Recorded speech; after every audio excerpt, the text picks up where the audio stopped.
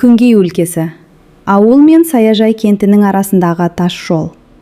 1987 жылдың тамыз айы. Жұманың кеші. МАЗ 500 жүк көлігі жол жиегінде тұр.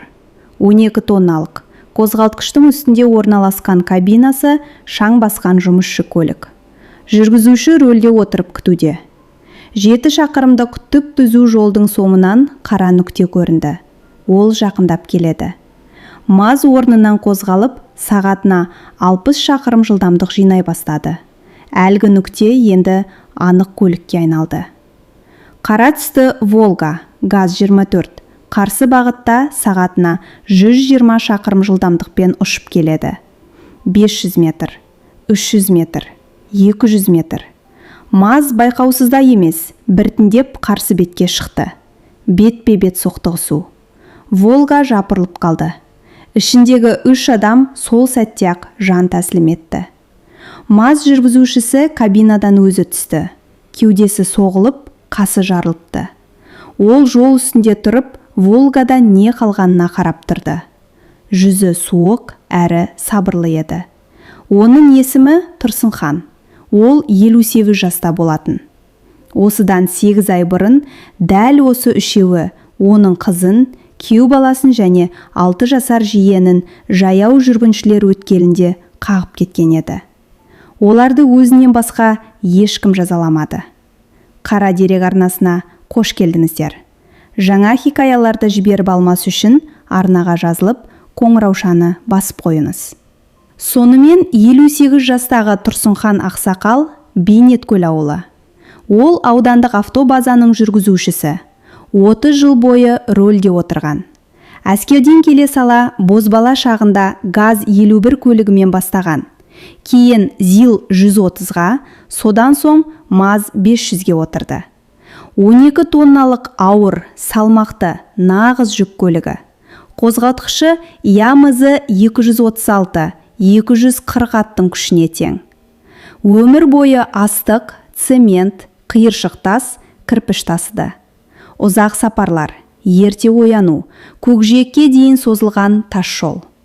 Ол өлкедегі әрбір жолды, әрбір бұрылысты, әрбір өр мен шұңқырды жатқа білетін. Және өзінің МАЗ көлігін өз денесінде сезетін. Қозғалтқыштың әрбір дыбысын, рөл бағанасының әрбір дірілін, басқыштың әрбір миллиметрлік жүрісін танитын. 30 жыл бойы бір ғана рөлде, бір ғана қол болды. Ол аз сөйлеп, көп істейтін, сабырлы адам еді. Жары ерте қайтты. 40 жасында қатерлі ісіктен көз жұмды.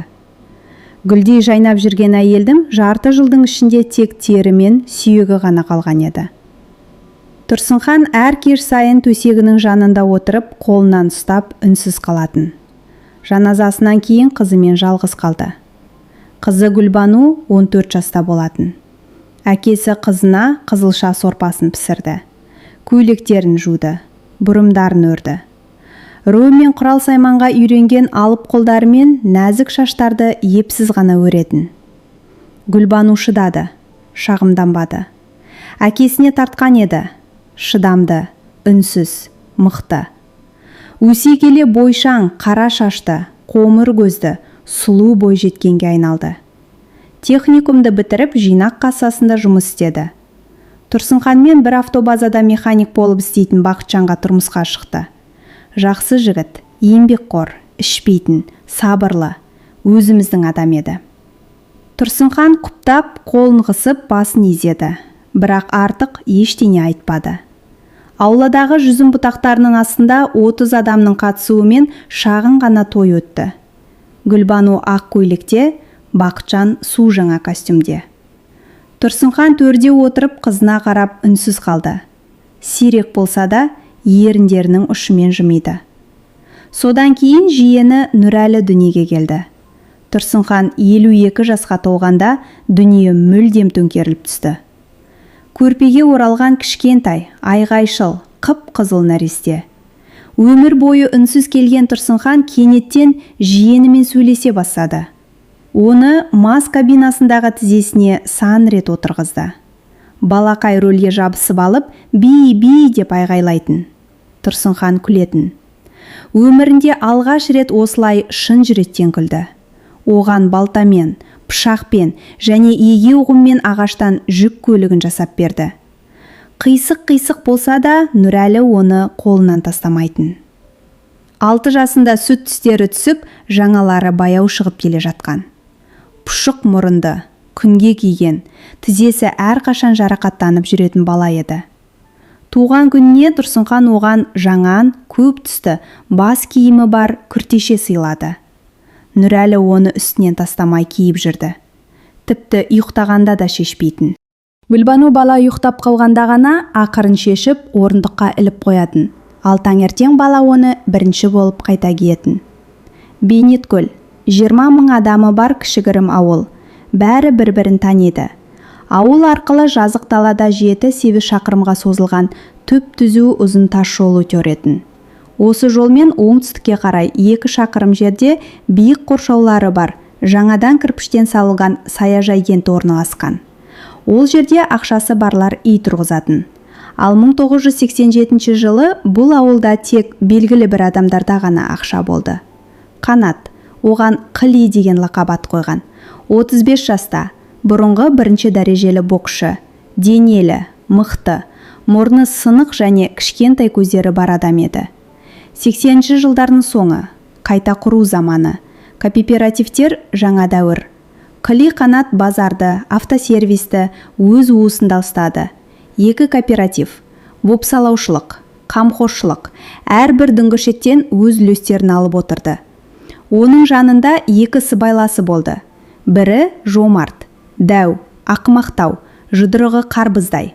Екіншісі Асқар, ширақ, жылдам, қалтасында пышағы бар. Осы үштік ауылдың қожайындары еді. Милиция да солардікі, аудандық комитет те солардікі, бәрі солардікі болды. Олар қара түсті су жаңа Волга көлігімен жүретін. Ауылда мұндай көлік біреу ғана еді. Оның кімдікі екенін бәрі білетін. Қара Волга көшеден өткенде адамдар көздерін тайдырып, үлкендер жағасын ұстап, Аллаға сыйынып дұға оқитын. Ал балалар аулаларға қашып тығылатын. Ауыл сыртындағы саяжай тас жолмен 2 шақырым жерде. Кірпіш үй, биік қоршау, монша, кәуап пісіргіш, демалыс орны. Әр жұманың кешінде олар саяжайға келетін. Әр жексенбіде түзу жолмен, ортасымен, жоғары жылдамдықпен кері қайтатын. Себебі оларға бәрі рұқсат еді. Жол да солардікі, ауыл да солардікі, өмір де солардікі болды. Міне, барлық қатаң ережелерді сақтай отырып, жасалған хикаяның өте әсерлі жалғасы. 1986 жылдың желтоқсан айы, сенбі, кеш батқан шақ. Төңірек тас қараңғы, жерде ері бастаған дымқыл қар жатыр. Гүлбану, Бақытжан және кішкентай Нұрәлі көршілерінен қайтып келе жатқан еді. Қонаққа барып шай үстінде әңгімелері жарасып, ұзақ отырып қалыпты. Нұрәлі анасының құшағында ұйықтап кеткен. Жып-жылы, ауырлаған тәнімен басына бас киімі бар көк күртешесін киіп алған. Олар ауылдағы автобус аялдамасының жанындағы жалғыз жаяу жүргіншілер өтпелінен өтіп бара жатқан болатын. Ақ жолақтар, белгі және көше шамы. Саяжай кенті жақтан қара түсті Волга тас жолмен сағатына 120, бәлкім 130 шақырым жылдамдықпен ұшып келе жатты. Рөлде моншадан, арақ пен кәуаптан кейін әбден мас болған Қыли Қанат. Жанында отырған Жомарт пен Асқар мәз болып қарқылдап күліп келеді. Музыкасы соңғы деңгейіне дейін қосылған, үн таспадан, магнитофоннан, қарлыққан дауыспен бей бастаға өндер естіледі. Дымқыл асфальттың үстімен көз қарықтыратын ақ шамдар зымырап келеді. Гүлбану жарықты көріп, Нұрәліні кеудесіне қатты қысты. Бақытжан ішкі түйсікпен алға қарай бір қадам жасады. Қорғап алдын жапқысы келді. Кенет қатты соққы болды. Гүлбану мен Бақытжанды 20 метрдей жерге ұшырып жіберді. Нұрәліні анасының құшағынан жұлып кетті. Кіп кішкентай дене ауада ұшып барып, жол жиегіндегі желтоқсанның батпағына, дымқыл қардың үстіне құлады. Басында бас киімі бар көк күртеше. Волга тоқтаған жоқ. Тек қызыл артқы шамдары ғана жымыңдап кете барды. Қараңғылық, тыныштық және үш бірдей денеге жауып жатқан суық қар. Оларды 10 минуттан кейін өтіп бара жатқан жолаушы тауып алып, жедел жәрдем шақырды. 20 жылдық тәжірибесі бар, талай сұмдықты көрген егде жастағы жедел жәрдем маманы жетті. Ол бәрін көріп, басындағы бөрігін шешті. Үшеуі де сол сәтте-ақ Алланың әмірімен жан тәсілім еткен екен. Гүлбану 28-де, Бақытжан 30-да, ал Нұрәлі небәрі 6 жаста еді. Тұрсынханға бұл туралы түн ортасында хабарлады. Жас лейтенант, учаскелік инспектор есіктің алдында не айтарын білмей абдырап тұрды. Ақыры айтты. Тұрсынхан есік алдында жалаң аяқ, жұқа шалбармен жейдемен тұр еді. Желтоқсанның ызғары аузынан бу бұрқырайды. Ол үнсіз тұрып бәрін тыңдады. Жүзі бейне бір жай түскен адамдай сұп-сұр болып кетті. Тірі тұрғандай көрінгенімен ішіндегінің бәрі күлі көкке ұшқан еді. Мүрдеханаға барды. Ақ жаймалардың астында 3 дене жатыр екен. Гүлбанудың бетін ашып еді. Жүзі танымастай бұзылып кетіпті. Бақытжанның кеуде сүйектері жаншылған. Ал кішкентай Нұрәлі көк күртешесімен бейне бір ұйықтап жатқандай. Жүзі бүлінбепті. Тек басы сынған қуыршақтай теріс бұрылып қалыпты. Тұрсынхан үнсіз қарап тұрды.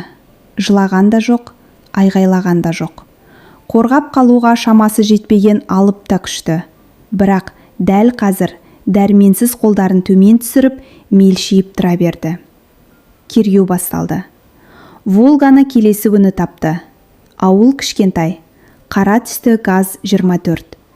Ол қыли қанаттың ауласында тұрған екен. Көліктің алдыңғы қақпағы майысқан, оң жақ шамы қираған. Ал көліктің алдыңғы темірінен Тұрсынхан оның бетінде не барын білгісі де келмеді. Онсыз да бәрі түсініктеді. Қыли қанат өлкедегі ең мықты, Көгілдір қаласынан ойдан шығарылған қала, келген қорғаушы жалдады. Оның үстінде қымбат костюм, қолында қолтырауын терісіне жасалған сөмке. Қорғаушы: менің қорғауымдағы азамат көлікті басқарған жоқ. Көлік үшінші бір белгісіз адамға берілген. Оның кім екені есінде жоқ. Ол кезде өзі мас күйде болған деді. Жомарт пен Асқар да сондай куәлік берді. Түні бойы саяжайда болдық. Көлікті ауладан біреулер ұрлап кетіпті десті. Ешқандай куәгер жоқ. Көлік нөмірін ешкім есте сақтап қалмаған. Сараптама жүргізілді. Көліктің алдыңғы темірінен қан табылды. Қан тобы сәйкес келді. Бірақ рөлде қыли қанаттың болғанына тікелей дәлел табылмады. Іс 2 айға созылды. Алғашқы жас әрі қайсар тергеушіні басқа жаққа ауыстырып жіберді. Екіншісі тіл алғыш болып шықты. Істің бабын өзгертті. Оқиға орнынан қашып кеткен, тұлғасы анықталмаған адам деп істі жауып тастады. Тұрсынхан әр апта сайын сақшыларға, милицияға, тергеушіге, бастыққа және ауданның бас қадағалаушысына баратын. Барлығы қыли қанаттың кінәлі екенін біледі. Бүкіл ауыл біледі. Оған тек дәлел жоқ, куәгерлер жоқ. Кешіріңіз, қайғыңызға ортақпыз деп жауап беретін де есікті жауып алатын. Тұрсынхан дәлізде тұрып, кері бұрылып кететінде, келесі аптада қайта келетін. Тағы да дәлел жоқ, тағы да есік, тағы да дәліз. 3 айдан кейін баруын тоқтатты. Ол мұның бәрі бекер екенін түсінді. Жүйе құдды бір бұзылмайтын қабырға. Оны жұдырықпен де, арызбен де, шындықпен де бұза алмайсың. Олар бір жақта, бұл екінші жақта. Ешқандай сот та, қадағалаушы да, заң да оны әділдік орнайтын жаққа өткізбейді. Жұмыстан басқа ешқайда баруды қойды. Маз, сапарлар, тас жол, кабинадағы тыныштық, қозғалтқыштың гүрілі, рөлдің дірілі және жол жиегіндегі ақ сызықтар. Тек басында бір ғана ой орнығып алды. Ол ой күндізде, түнде де, рөлде отырғанда да, төрде 3 сурет қатар тұрған қаңыраған бос үйде де санасынан бір сәт кетпей қойды. Олар тас жолмен әр жұма сайын саяжайға барады. Әр жексенбіде дәл сол жолмен, Дәл сол жылдамдықпен қара Волгамен үшеуі бірге кері қайтады. Дәл бір кесте бойынша жүреді. Ал Тұрсынхан 30 жылдық тәжірибесі бар 12 тонналық МАЗдың жүргізушісі. Ол бұл жолды олардан да, ауылдағы кез келген адамнан да жақсырақ біледі. Ол бақылай бастады. Әр жұма сайын үйінің алдындағы орындыққа отыратын. Үйі ауылдың шетінде, тас жол 200 метрдей ғана жерде, бәрі алақандағыдай көрінеді. Жазық даладағы 7 шақырымдық түзу жолда ешқандай бұрылыс та төбе де жоқ. Көкжиекке дейін бәрі сайрап жатыр. Уақытты белгілеп отырды. Қолында қойын дәптер, қарындаш және білегіндегі жеңіс сағаты. Қара Волга тап бір шетелдік сағаттай дәлдікпен жүреді. Жұма күні кешкі 6-дан 10 кеткеннен бастап, 6-дан 30 кеткенге дейінгі аралықта өтеді. Міне сіздің барлық қатаң талаптарыңызға сай. Орысша сөздерсіз сандардың барлығы әріппен есімдер қазақшаланып. Аударылған хикаяның шешуші әрі ең шиеленіскен бөлімі. Ауыл жақтан Саяжай кентіне қарай. Жылдамдығы 100-120 шақырым. Тұрсынхан мұны көз мөлшермен анықтады.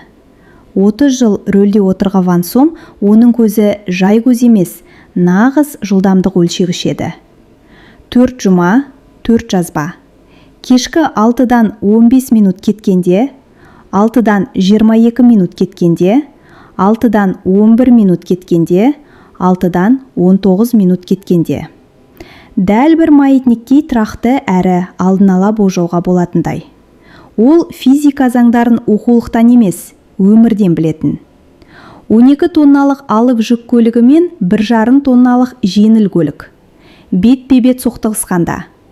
Алып көліктің жылдамдығы 60, жеңіл көліктің жылдамдығы 120. Соққының жалпы жылдамдығы 180. Ал жеңіл көлік дегеніңіз тек қаңылтыр ғой. Жұқа металл ешқандай қорғаныс бола алмайды. Қаңылтыр құтыдай бүктеліп қалады. Төбесі орындықтарға дейін майысады. Рөлі кеудеге кіреді. Қозғалтқышы салонның ішіне кіріп кетеді. Бірде-бірі тірі қалмайды. Физика ешкімді аямайды. Ал алып жүк көлігінің жайы басқа. Болат қаңқасы. Қозғалтқыштың үстінде орналасқан жүргізуші бөлімі. Биік отырысы бар. Соққы жүргізуші бөлімінен төмен келеді. Қаңқасына, алдыңғы теміріне және қозғалтқышына тиеді. Жүргізушісі тек денесін соғып алуы немесе қабырғасын сындырып алуы мүмкін. Қауіпсіздік белдігі, биік нүкте, бейне бір қамалда отырғандайсың. 30 жыл рөлге отырды. Ол бәрін білді, өз нұсқасында ойластырып қойған. Тас жолмен келе жатқанмын. Қарсы алдыңнан бір көлік қиып өтті. Қандай көлік екені есінде жоқ. Рөлді бұрып жібердіңде басқара алмай қарсы бағытқа шығып кеттім. Түп-түзу жолда да мұндай жағдайлар болып тұрады. Гүлбану үшін, Бақытжан үшін, Нұрәлі үшін және желтоқсанның батпағында жол жиегінде қалған көк күртеше үшін 2,5 жыл ғана арқалайды. Өте арзан. Тамыз айы. Жұма. Алып жүк көлігін техникалық байқаудан өткізуге апару керек болатын. Жөндеу орны саяжайлары бар кентте орналасқан. Кәдімгі сапар. Жол парағына қол қойылған. Бағып келісілген. Бәрі заңды, бәрі өз ретімен. Кешкі 5 шамасында тас жолмен оңтүстікке қарай, ауылды және Саяжай кентін артқа тастап жолға шықты. Жетті. Кенттен өтіп саяжайлардан кейін 2 шақырым жерде жол жиегіне тоқтады. Қозғалтқышты өшіріп, қол тежегішіне қойды да жүргізуші орнында отырды. Терезе ашық. Тамыздың жылы желі, жусан мен күнге қызған жолдың иісі мұрынға келеді. Көкжиекке дейін созылған жазық дала, сарғайған, күнге күйген тас жол.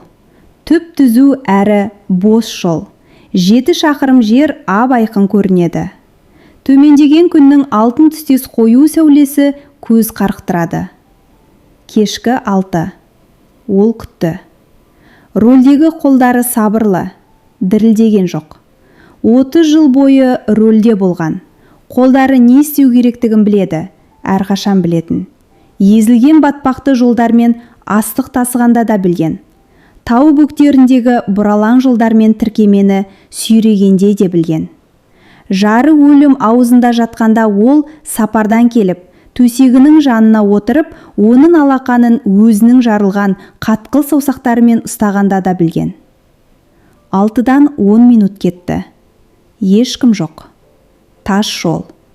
Көкжиекке дейінгі түзу сызық.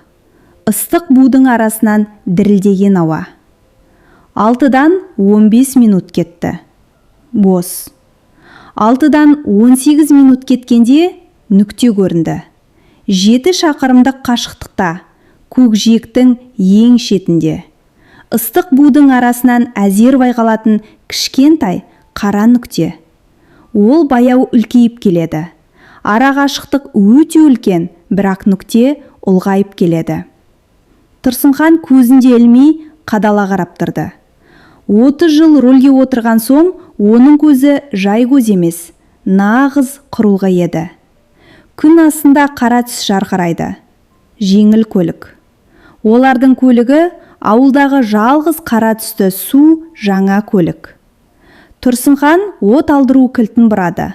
Ауыр отынмен жүретін 236 маркалы 240 аттың күші бар қозғалтқыш іске қосылды. Ол жанданып, гүрілдеп, дірілдей бастады. Жүрек соғысындай таныс әрі жақын ауыр діріл. Қол тежегішінен босатып, орнынан қозғалды. Бірінші беріліс, екінші, үшінші, төртінші. Сағатына 60 шақырым жылдамдық жинап, оны тұрақты ұстап тұрды.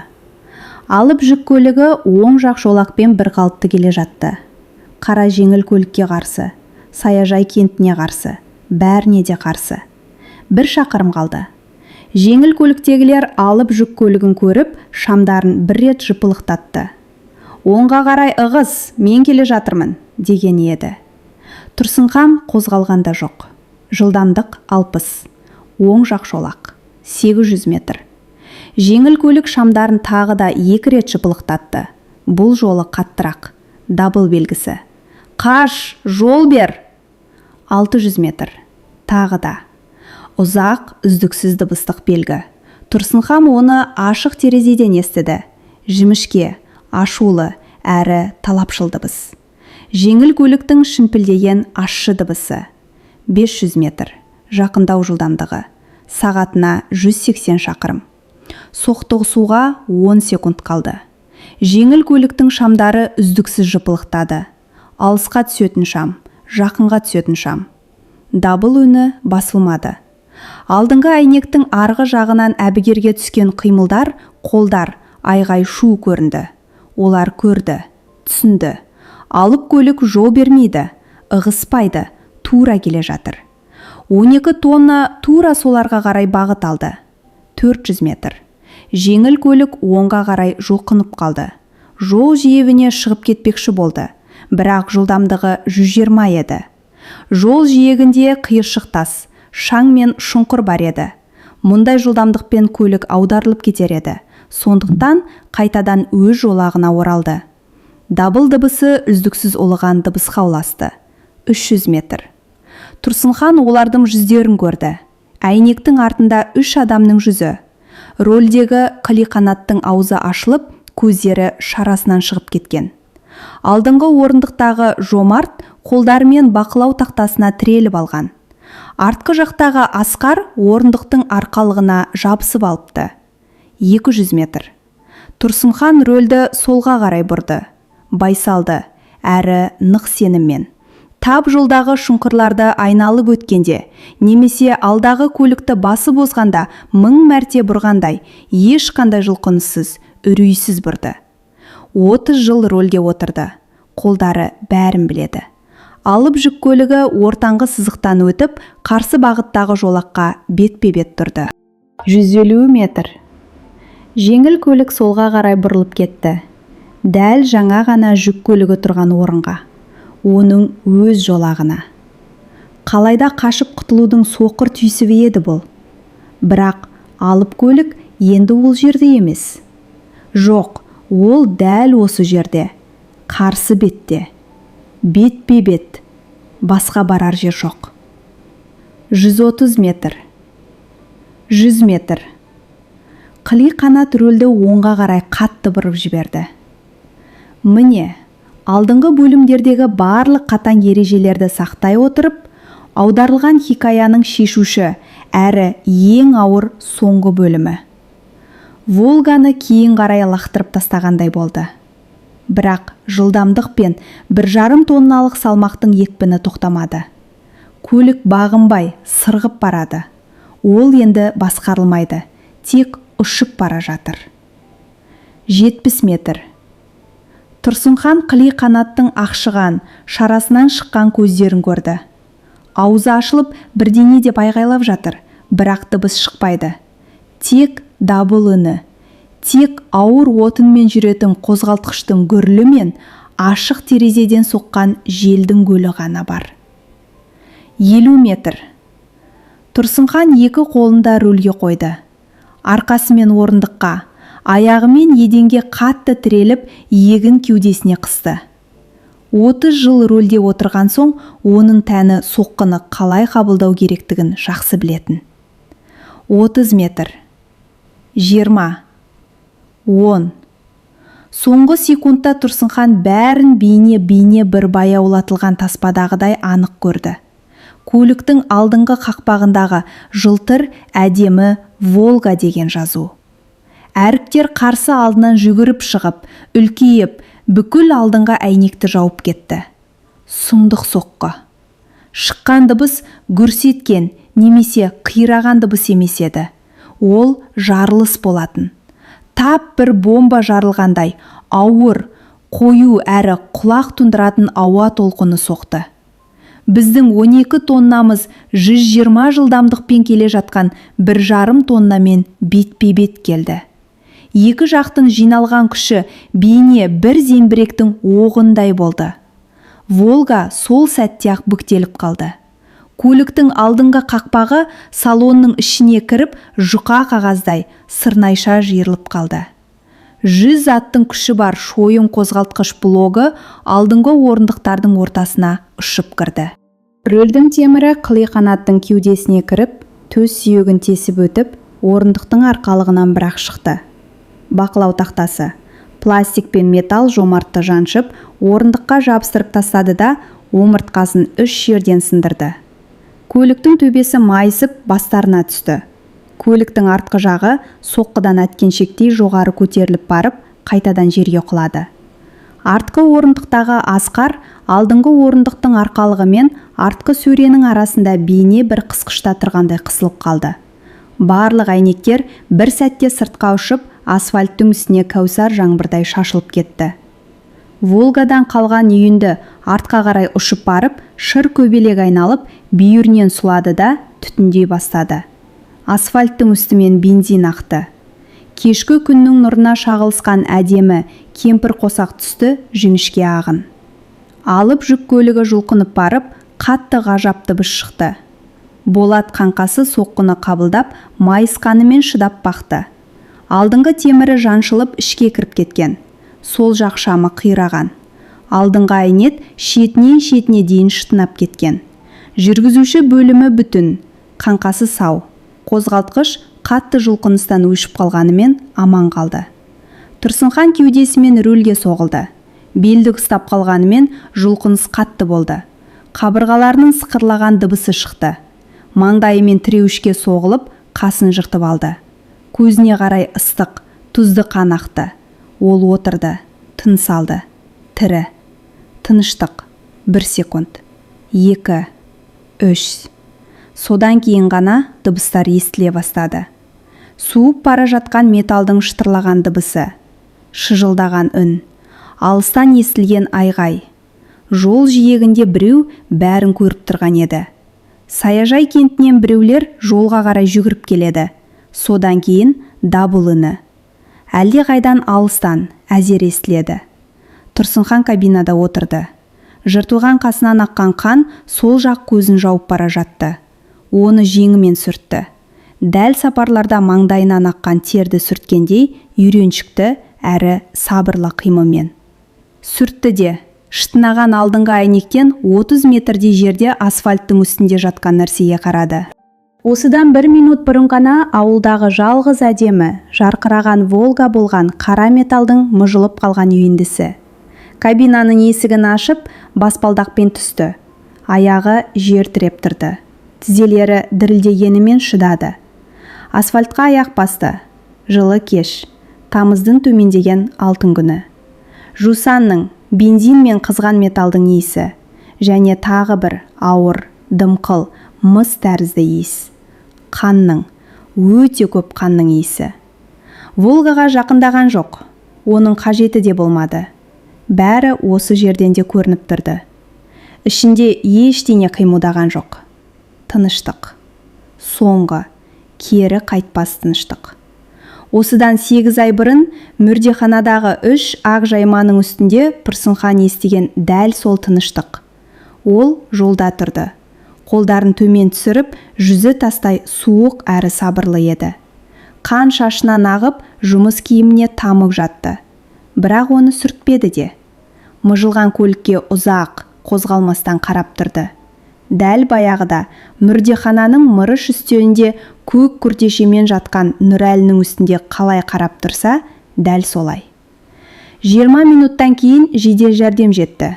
Содан кейін сақшылар, милиция, жол сақшылары, тергеу тобы, суретші келді. Одан кейін өрт сөндірушілер де жетті. Волга түтіндегенімен өртенген жоқ. Бензин жайылғанымен тұтанған жоқ. Ішіндегі үшеуі де сол сәтте-ақ жан тапсырды. Қыли қанатты ешқашан шешпейтін жуан, есілген алтын шынжырынан таныды. Шынжыр соққыға төтеп берді, бірақ иесі шыдамады. Жомартты оң қолындағы бас сүйегі бар күміс жүзігінен таныды. Асқарды білегіндегі Асқар 1965 деген жазуынан таныды. Жүздерінде, денелерінде тану мүмкін емес еді. Көліктен шығарып алған дене қалдықтары 3 қапқа ғана сыйды. Тұрсынханды ауруханаға алып кетті.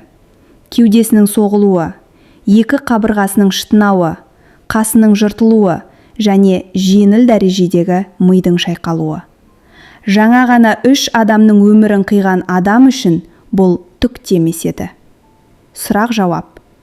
Екінші күні аудандық бөлімнен келген егде жастағы шаршаған тергеуші, шенді қызметкер, капитан келді.